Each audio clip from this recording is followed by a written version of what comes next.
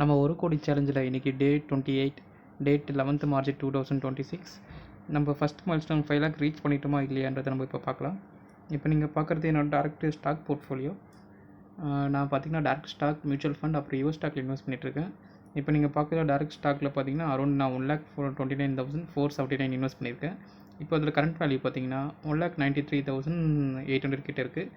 Profit around ஒரு 64,300 கிட்டே இருக்குது. டே ப்ராஃபிட் அரௌண்ட் 600 கிட்டே இருக்குது. இது பார்த்திங்கன்னா டிஸ்க்ளைமராக நான் சொல்லிடுறேன், இது எதுவுமே உங்களுக்கு பையிங் பர்பஸாக இல்லை.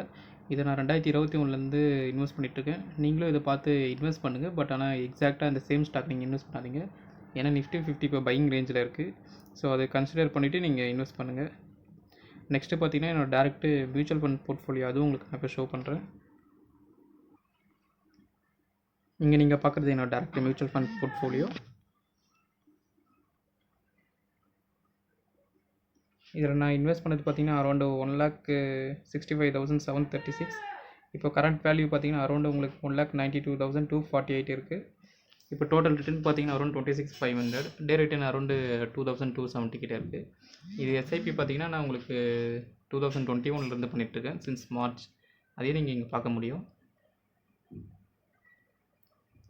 30th March 2021 நான் பண்ணிகிட்ருக்கேன். இன்றைக்கி அது நான் இன்வெஸ்ட் பண்ணதெல்லாம் சேர்த்து இன்றைக்கி மார்க்கெட் டவுன் ட்ரெண்ட்லேயும் பார்த்திங்கன்னா அரௌண்ட் 1,92,000 கிட்டே இருக்குது. ரெண்டாவது விஷயம் பார்த்திங்கன்னா இதில் எல்லாமே நான் லார்ஜ் கேப்பில் தான் இன்வெஸ்ட் பண்ணிட்டுருக்கேன். ஸ்மால் கேப்பில் சம் அலோகேஷன், மிட் கேப்பில் சம் அலோகேஷன். இது ரீசெண்டாக சேஞ்ச் பண்ணது தான். இந்த மாதிரி வீடியோ பிடிச்சா லைக் பண்ணுங்கள். நெக்ஸ்ட்டு நம்ம பார்த்திங்கன்னா என்னோடய டேரக்ட் யூஎஸ் ஸ்டாக் போர்ட்ஃபோலியோவும் பார்க்கலாம்.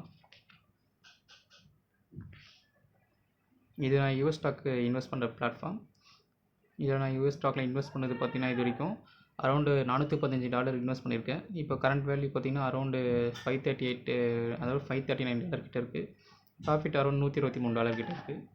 இந்தியன் வேல்யூவில் பார்த்திங்கன்னா அரௌண்டு $36,000 கிட்டே இன்வெஸ்ட் பண்ணி இப்போ $49,500 இருக்குது.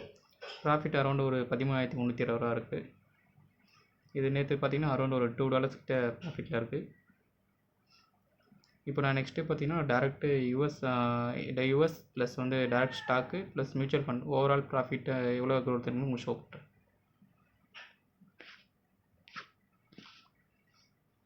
இங்கே நீங்கள் பார்க்குறது என்னோடய டேரக்ட் போர்ட்ஃபோலியோஸோட ஓவரால் வேல்யூ. இதில் 1,93,600 பார்த்திங்கன்னா டேரக்ட் ஸ்டாக், 1,92,300 பார்த்திங்கன்னா மியூச்சுவல் ஃபண்ட், 49,500 பார்த்திங்கன்னா நம்ம கடைசியாக பார்த்த யூஎஸ் ஸ்டாக்கோடது. இது ஓவரால் ப்ராஃபிட்டோட சேர்த்து பார்த்திங்கன்னா உங்களுக்கு 4,35,400 இருக்குது. இதில் ஃபஸ்ட்டு மைல்ஸ்டோன் ரீச் பண்ண நமக்கு இன்னும் பார்த்திங்கன்னா அரௌண்ட் ஒரு 64,600 தான் இருக்குது. இதை சீக்கிரமாக நம்ம அச்சீவ் பண்ணுறோம்.